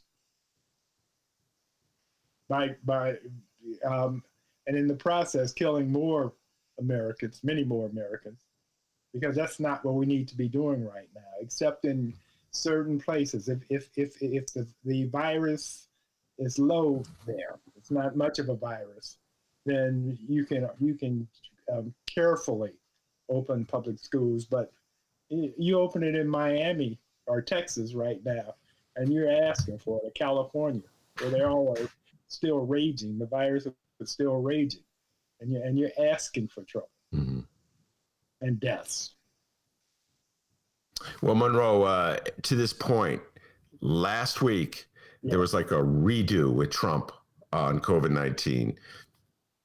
in an attempt by Trump. It was clearly motivated by political factors. It was clearly motivated by advice that he was getting from his campaign. Because the articles that talked about it framed it this way. They go, well, Trump will have a new approach to the pandemic. He's going to have regular press briefings about the pandemic. He's not going to resist wearing a mask. He is going to cancel the speech, the speech he was going to give at the Republican convention, the portion of it that was going to be in Jacksonville. And it's going to be a new, mature Donald Trump, more scientific. And this is their hope, is that they could win over suburban voters. They put it this way. Okay. Right. It wasn't like, oh, they decided that the old way of dealing with the pandemic, that it was a hoax, was leading to American deaths. No. It was like, well, maybe if we repackage it, we can convince enough voters to go for Trump. So my question to you is this: do you think Donald Trump is capable? If capable, has the discipline to be the new scientific, love only the facts, wear your mask, Donald Trump? Do you think he has it within him to do that, Monroe? Can pigs fly? No. He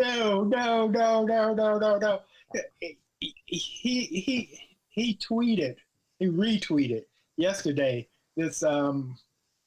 this fake COVID-19 video where this woman from Nigeria, doctor from Nigeria, was talking about hydrochloroquine, I think, chloroquine. Anyway, the drug that is good if you have malaria, but it's not good for you if you have the virus.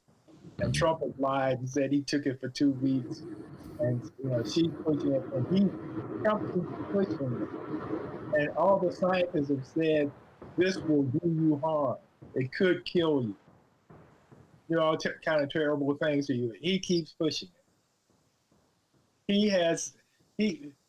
What he keeps trying to do, he screwed up so royally on this virus that he keeps trying to come up with excuses for why we should be doing what he has us doing.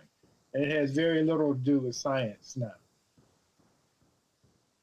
So do you think it's that he lacks the discipline to be a good scientist, or that he despises that role so much? He despises so much having to wear a mask that he's incapable of overcoming his hostility to it. He doesn't like wearing a mask because he thinks he's handsome. And there are others who may have agreed with him 30 years ago, but not many now. And he doesn't want to if he wears a mask, he has to admit that the virus is there and it's going to be around for a while. And he was wrong about calling it a hoax early on. And he's been wrong about not taking charge of it. But he's incapable. He's not a leader. So he's incapable of taking control. He's incapable of leading. In fact, he keeps hoping for us to have a vaccine tomorrow, as far as he's concerned, which won't happen. But he wants a vaccine. Problem is, if we got a vaccine, say, in September, his leadership would be incapable of making sure that it was properly dispensed, because that takes work and planning and focus, and so that would be as screwed up as the COVID virus treatment has been so far. So we cannot trust our lives. The point I'm making is, do not trust your life with Trump. He tells you to take a drug, don't take it. Well, Monroe, I'm listening to you talk. Another possibility occurred to me, and that is this: that Donald Trump has done such a good job and I have good job in quotes, Yeah, well, of turning off so many Republicans to the notion that this is a serious pandemic and they have to worry about it. He's done such a good job of promoting the idea that this is a hoax spread by the Democrats to undermine his election, right. that Well, he the can't get the Chinese Republicans. worked on it too. The Chinese worked on it too. Yeah. You know, He everybody is at fault but Trump for some strange reason. Yeah, and it may be that attitude is hardened on the part of his Republican base, so that he couldn't get him to move if he tried. I get your point that he doesn't care. He doesn't. But his heart is definitely not into it. Yeah. But they may be like the resistance that Dennis saw when he went downstate to people wearing masks, to the opposition to Pritzker, the Pritzker sucks signs. This is in the state of Illinois, but in the Republican areas, it may be so strong that it would be politically detrimental to Donald Trump to try to reverse and become more of like a, But as the days turn into weeks, and the weeks turn into months, there are going to be more and more deaths, and there are going to be fewer and fewer of those people. Those that don't die or get sick are going to have people who died or got sick from it. That's the problem the Republicans have. For example, Louis Gohmert, who I think is a representative from Texas. He's one of these really crazy Republican representatives. He has the virus, and yesterday at the bar hearing, he had a mask, but he didn't have it on a lot of the time. He had it hanging around his neck, and he was supposed to travel to Texas with Trump today. And when they did the pre-testing before he could get on the plane, it was like, oops, can't go. So the virus is like the Terminator. It doesn't care where you are. It won't stop. It doesn't care what your political affiliation is. It doesn't care whether you got good sense or no sense whatsoever. It's out to get you. And the only way you don't get got is if you wear a mask, wash your hands, and socially distance yourself. Well, vaccination. I'll just point out something. I agree with everything you just said, but a lot of people don't see it that way. And there was a quote that I read yesterday from the newspaper. I actually talked about it with Sergio when he was on the show yesterday. A student in Georgia, where they're opening up the high school, the local high school outside of Atlanta, said that only liberals get Rona. They call it Rona, the coronavirus. They call it Rona. Only liberals get Rona. And I blame that attitude on Donald Trump, because he promoted the notion that it was all a hoax. And then when those the numbers first came out and showed that cities like New York and Chicago were hit hard, oh, well, those are, what do we care? That's not us anyway. And now they took it to it, like somehow or other, the virus only affects people of a certain political persuasion. And that's part of the mentality that's out there right now, Monroe. Yeah, because what's happening is you're getting people, young people even, who are dying from the virus, who on their deathbed confession was, oh, I thought it was a hoax. I made a mistake. It's not. All right, let's move on to Donald Trump's attitude toward protests in Democratic cities. I said earlier that this was a political calculation on the part of Donald Trump. We talked about this last week. I think it's pretty clear that Donald Trump wants to incite a race war in this country, even if it's more of an exchange of nasty words than an actual war. This is clearly a part of his strategy to be reelected. He clearly, and again, they talk about this in the articles, feels that he can win over suburban voters, suburban swing voters, by scaring them Right. He's wiping the dog. That's what he's doing. Yeah. But instead of a war against some foreign country, it's a war against American citizens, which is really crazy. But that's what he's doing. I mean, this whole martial law, what he's trying to get into Democratic run cities, and then the plan is come September, October, he's going to say this is so out of control that he's going to declare martial law, and that we can't have the voting because we have this big problem with these liberals and anti-Trump people, Antifa and Black Lives Matter, and any other boogeyman he can scare up. You know what he did today, Ben? You've been in the bubble, so you probably don't. But he just killed. Obama had this immigration policy, the housing in the suburbs, and he just killed that. He declared that done, so that people in the suburbs didn't have to worry about crime and their property values dropping. And you had brown people moving in. Yeah. Now Go ahead. Yeah, the problem with that theory, with that practice that he's putting into play, is that what's been happening in America is that blacks and browns have been moving into the suburbs, and whites have been gentrifying the cities and moving back into the cities. So it's not what he's still thinking about 1956 American suburbs, and it's not that way anymore.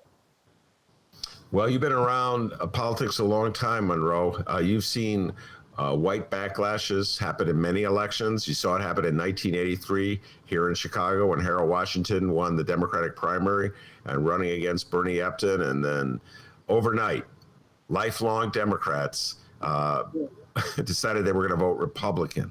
Right. Are you nervous that the same thing could be happening in this presidential election? No, 2020 is not 1983. It's not even 2016. The George Floyd killings just created a whole different America. It had the same impact on the country now that the Birmingham had in the 60s with the dogs and the fire hoses and what have you. And it was so shocking to people that there's been a change of the pace. Black Lives Matter is now popular. It wasn't 4 years ago, 3 years ago. But most Americans now. If you look at the demonstrators, for example, in Portland, which is one of America's whitest cities, it's not a lot of black people in Portland. And you have this protest that's been going on for more than 50 days, night after night after night. It was dying down. It was getting fewer and fewer people until Trump sent in his stormtroopers. And since then, it was back up to 1,000 protesters a night. You had moms for BLM. You had veterans out there. And it's been reported that the governor met with Trump's people, and so he's going to withdraw the troops from there. So and clearly that's what Donald Trump wanted to happen. He wanted to stir it up. That's what I'm telling you. That's the strategy. I don't know if it'll work, but that's the strategy. It's not going to work because the people that he wants to lure back to him are now firmly entrenched on the other side. Yeah. They're out there doing the protesting. Literally millions of Americans have protested since George Floyd was murdered in 350 cities across the country. So it's not back in the 80s. It was a black-white thing. I mean, what you have to think about is Chicago elected a black lesbian woman for mayor of Chicago. So it's not, it's different. I mean, you still got a significant amount of white people who are like the white people or you are, but not nearly as many as there used to be. All right, let's switch gears and talk about William Barr and his performance yesterday in front of Congress. And he was defiant. He kind of reminded me a little bit of when I had a flashback. Only you would remember this. Oliver North's testimony during the Iran-Contra hearings, where he was just going to stand up to the Democrats. And here's a quote, and you'll appreciate this quote. He was defending his approach to dealing with Roger Stone and Michael Flynn, and how, in my opinion, they bent over backwards to take care of the president's men. And he said, quote, "The president's friends don't deserve special breaks, but they also don't deserve to be treated more harshly than other people. And sometimes that's a difficult decision to make, especially when you know you're going to be castigated for it." What a bunch of BS, in my humble opinion. They bent over backward for these guys.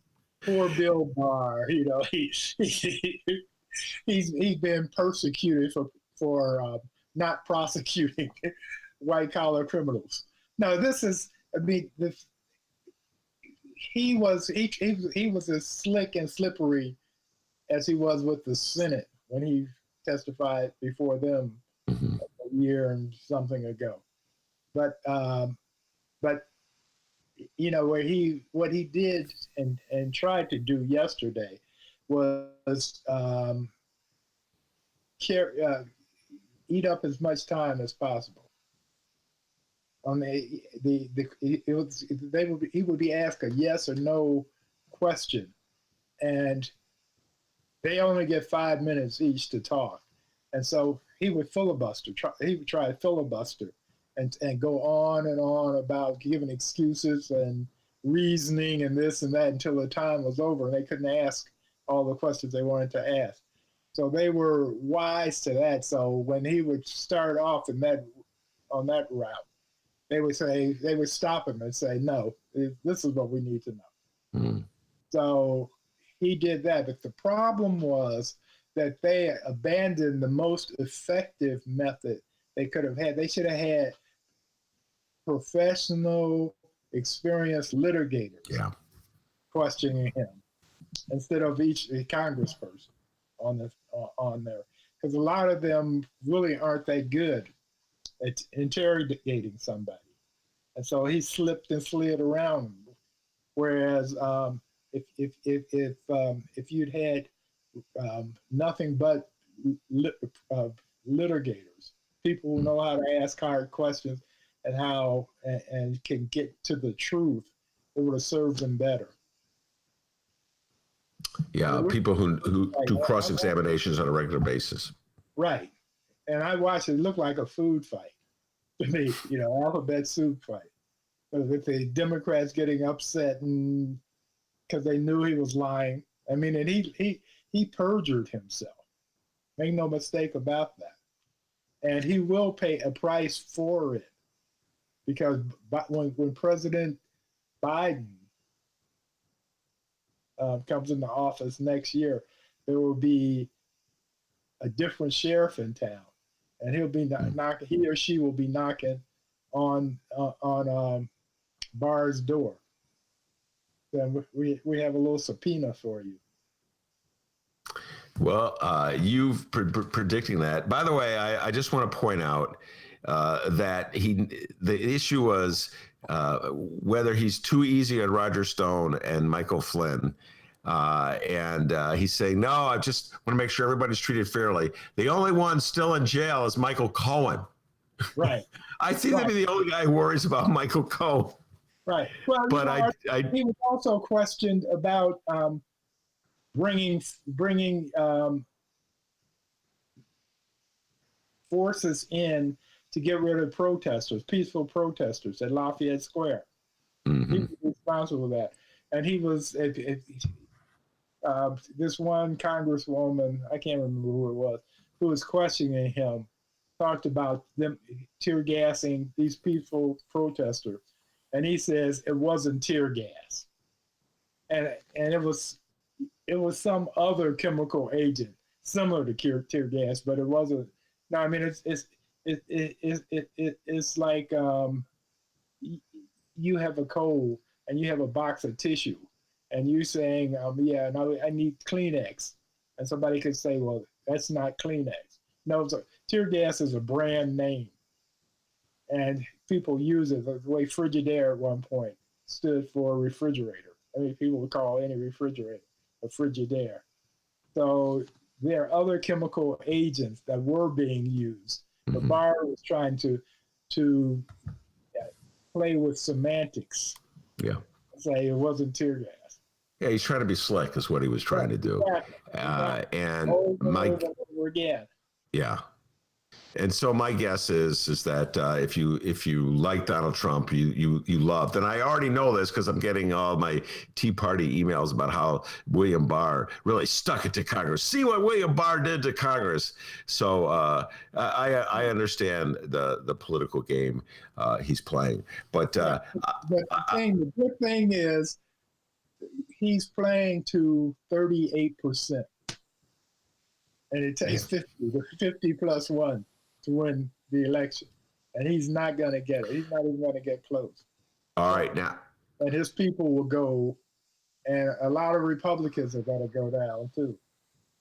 All right. By the way, I just want to let you know our dear friend Sergio made his predictions yesterday. I think by when you come on next week, we may have a vice presidential nominee. Yeah. My guess is we're coming very close to that. And he said he put Susan Rice at the top of his list. I think that's who his top list was. Susan Rice. Who are you predicting will be the running mate? Kamala Harris. Okay, me too. From the get-go. And you saw Biden's note card, right? They showed that when he was speaking yesterday, he had her name at the top with talking points on if he was asked about it. He's supposed to say he doesn't hold grudges and what have you. And so it really looks like it's going to be her. Yeah, I think so too. And finally, Sergio's prediction that it's going to be a landslide. Utah. Yeah. You guys with this landslide prediction, I'm not buying it. You got Alabama and Mississippi. I got Alabama and Mississippi if it's like just a complete tsunami. You know, I mean, that's going to really show it. But I think Sergio is right about Utah. I think Utah is definitely going to go for Biden. Because Mitt has gone after Trump. He's spoken out against Trump. He's voted against Trump. Mitt is the president of the Mormons, basically. I mean, he's he's really high up in the organization. They have this strange organization of elders, and he's one of them. And they follow him. The Mormons do. And Utah is a Mormon state, like Chicago is a Catholic city. Well, I do not believe Utah is going to go for Biden, but I hope I'm wrong. Monroe, stay safe and sound. We got to head out, and we'll talk to you next week, all right? All right. Okay. Bye. Take care. Monroe Anderson, from his study, from his library, with his books in the background and his ancient typewriters in the background. Impressive array. What you got for me, D? Any updates before we head out the door? Yeah, we got one quick update here. Just 1 second. All right. Fix my audio there. All right, we're good. First off, thank you to everyone who listened to the live stream chat today. All of you are awesome. If you're listening live and you've yet to join the chat room, do it. You'll have a good time. You'll hang out with like-minded political people.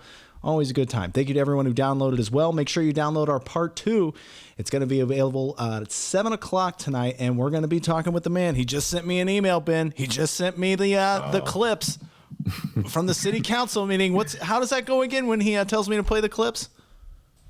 Dennis, play Raylo. And he already assured me that he has a Raylo in there. You know, he heard the interview we did on Friday with Alderman Raylo. Dennis, play Lori Lightfoot. Dennis, it's the Dennis part I have. Dennis, play Alderman Jones. It's Mr. Bike, Dave Glowatz. He's going to be joining us for another City Council synopsis. You mentioned that Raylo interview. You can download that as well, both Chicago Sun-Times and Chicago Reader websites and wherever else you download your favorite podcasts. All right, we have an update here before we roll out, Ben. The following comes from Block Club Chicago and Alex Hernandez. It looks like we have another high school that has voted on whether or not to keep or remove their police. Taft High School. Ben, before we go any further, tell us what you know about Taft High School. Taft High School on the far northwest side of Chicago, not far from O'Hare, way out in the northwest side of Chicago. And as you know, D, I believe Kenny Pratt went to Taft High School. Kenny Pratt. Oh, yeah. One of the great basketball players of the early 90s. And as you know, D, he played his college basketball at Iowa State. Of course. So, yeah. And I believe Jim Grabowski went to Taft High School as well, way a long time. And, whoa, how can I not? Oh, my God. Jerry Krause, former general manager of the Chicago Bulls, went to Taft High School and was a backup catcher on the baseball team. Or as they would say on TV, he was a backup catcher on the baseball team. So our host, Taft High School. What a dork. That's correct. How do you know all that? So I don't weird. know. It's sad. All right. So last month, the Chicago Board of Education narrowly voted against removing officers from all public schools. Mayor Lori Lightfoot and Chicago Public Schools Chief Janice Jackson also chose not to unilaterally make any decisions about the contract with Chicago Police, instead leaving the decision to local school councils. So Taft High School, Ben Joravsky, take a guess here. If Taft High School voted to remove or keep their police. Well, it's the far northwest side of Chicago, but they also have a component that draws kids from all over the city. Far northwest side leads me to say it would keep, because there's a lot of police officers in that area. D, I'm going to go with they voted to keep their police officers. All right. Now, rest in peace. Let me channel my inner Regis Philbin. Ben, is that your final answer? Is it? Yep. I'm sticking with it. Are you sure about that? You feeling confident? How confident you feel about that? Can I have a lifeline? Was that this show with the lifeline? Was that this show? Let me call Dr. D. Oh, wait, you're Dr. D. No, sorry. That was a bad joke. Taft High School voted 12-0 to keep their police. That's correct. Give me the ball, baby. Give me the ball. Let me point out that pretty much every school in the city is voting to keep the police. They want the police in the school. And that's the point I was making to Carlos Ramirez Rosa. How many years ago, D? He didn't listen to me. So there you are, Taft High School. What's up? The Chainsmokers, you hear about them? Speaking of Carlos Ramirez. Our good friend Pat Rod on the Ben Joravsky Show. He reached out to the Ben Joravsky Show Facebook page and said, oh boy, Ben's going to be pissed about this. The Chainsmokers, a group I never heard of until, well, it's a long story. But anyway, I got into a bit of a debate with Carlos Ramirez Rosa. I was saying that Stevie Wonder is better than the Chainsmokers, and he was kind of wishy-washy. Well, he didn't want to lose that, that millennial vote.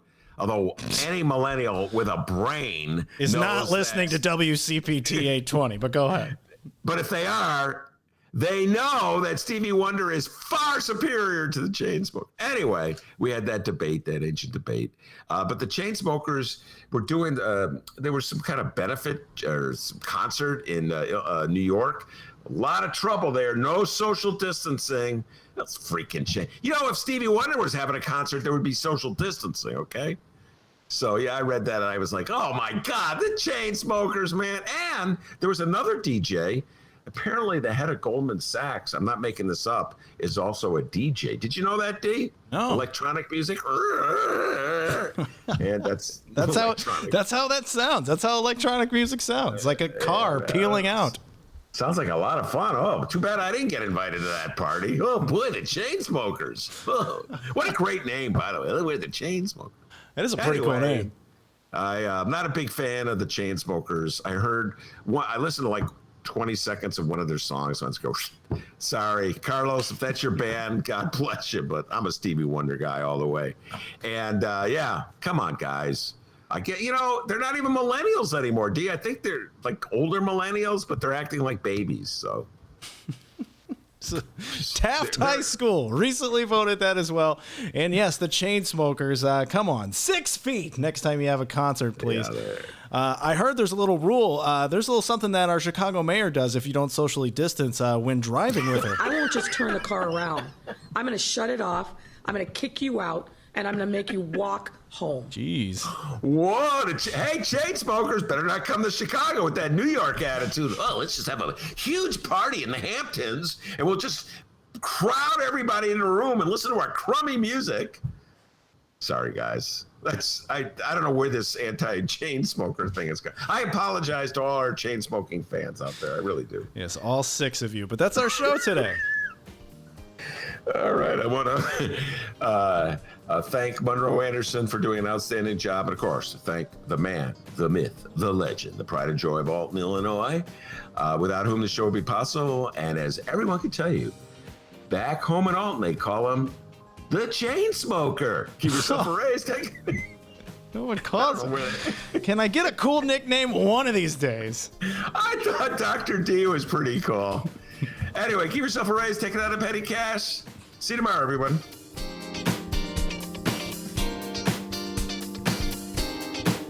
That's correct. And I'm happy to report I'm calling out the census cowboy. I won't just turn the car around. I'm going to shut it off. I'm going to kick you out, and I'm going to make you walk home. When I was a kid, I loved the Batman TV show.